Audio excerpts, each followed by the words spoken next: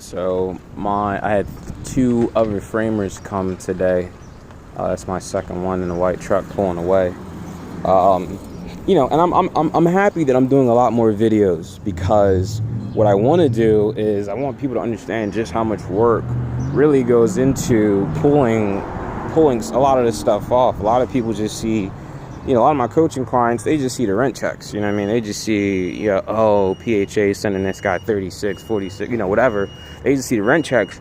They don't see the agony and the pain and what the crap used to look like before those rent checks were cut. You know what I mean? So that becomes a little problematic. But this one is a project that I'm being very, very careful of, mainly because it's the first property I've ever dealt with that's had this bulge. It's the first property I ever dealt with that's had this bulge come out, and this deck has to get it's kind of leaning this way, right? And we're going to kind of redo the whole thing, right? And you can see it's kind of, the joists are rusted. So what we're gonna do is we're gonna jack it up, and he says he's gonna sister it. I almost want to rip all of it out though. But again, it's always about cost, right? It's always about cost. Sometimes you got to be able to pull away emotion-wise from what you want to do, right? If you know what I mean? And sometimes I'm like, give me all new subfloors. You don't need all new subfloors. You know what I mean? It's a big exaggeration. You don't need all new subfloors. If the floors are relatively leveled, then you just, and some places are uneven because you have bad joists, then just redo the bad joist area, new subfloor where those at, and then you can go over top the whole floor with a very thin material to give you that even consistency versus doing a brand new subfloor on everything. And again, it's always a cost. I never go by, what I want. I go by what's most cost effective. And sometimes I don't even feel like paying for it. I try to go the cheap route.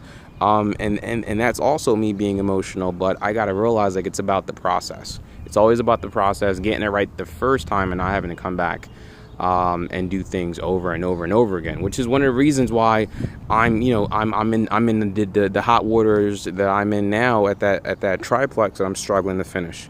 So, everything happens for a reason, but this is a property where I'm really excited to see how things, things will work out, and it's just, I'm really excited to get to the finished product. But I want to keep documenting the progress with this, just so that, a lot of my clients, my coaching clients, once I start showing them the difficulties that are involved in real estate, it kind of buckle down. This isn't something that you're not going to hit $5,000 a month, $10,000 a month, $7,000 a month easily, right? You got to bust your butt. It's going to be days where you got zero in your bank account. You know what I mean? Right now I got maybe in my personal spending account, I got $1,600, and that's it for the entire month of June, right? And then I got to figure out a way to make it happen. And I drive Lyft. I think I'll drive Lyft maybe Friday tonight, and then Saturday night, maybe add, that'll give me about $300 in spending money for the week, so that the 16 stretches a little bit longer. And it's not even that I have to do that, you know what I mean? But the situation that I'm playing is I need all of my monies to go towards buying other things that'll make me more money, right? So in the investment account, we got at least 40,000, right? We got at least 40,000. But you don't, a lot of people, they mix both of them and they live this luxurious life. And I'm like, no, that's stupid. My money is my money. My portfolio's money is my portfolio's money. And that's for future me. Me right now, I don't have a wife. I don't have a kid. I don't have no right to eat into that portfolio money, because that portfolio money is what's going to take care of, is what's going to take care of us in the long run. You know what I mean? So that's a situation that I don't play no games with. Don't play no games with it. So that'd be that. But yeah, so I balance myself where I really only need to live off of $2,000 a month. And people say, what the hell, $2,000? Yes, I have no housing expenses. I pay nothing for housing. So when you pay nothing for housing, that's typically the most expensive thing. So, if I don't pay nothing for housing, and I mean nothing for housing, as in I don't have to pay for electric, I don't have to pay for internet, my tenants cover all these costs for me, it makes it very easy to live off of $1,500 a month. You know what I mean? That's what, $750 every 2 weeks.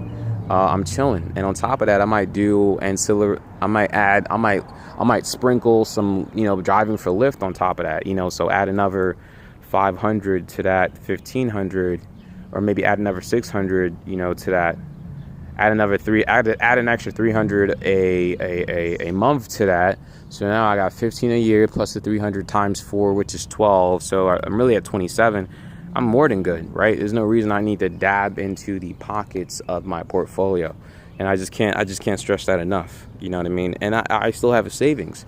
I have life insurance, health insurance, disability insurance. I'm putting my money where the important things are. I'm not going on vacation. I'm not buying Yeezys, right? You know what I mean? I'm name brand nothing. My belt does not have a LV, the letter LV on it. You know what I mean? Like, these are just irrelevant things that mean nothing to me. But what I do own is property that cash flows, right? That cash flows very freaking well. We a boss out here. This building right here is going to make me at least $1,000 a month.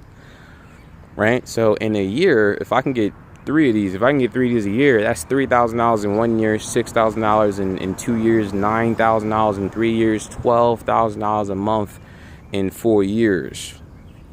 And all I have to do is maintain my ability to live off of $1,500 a month.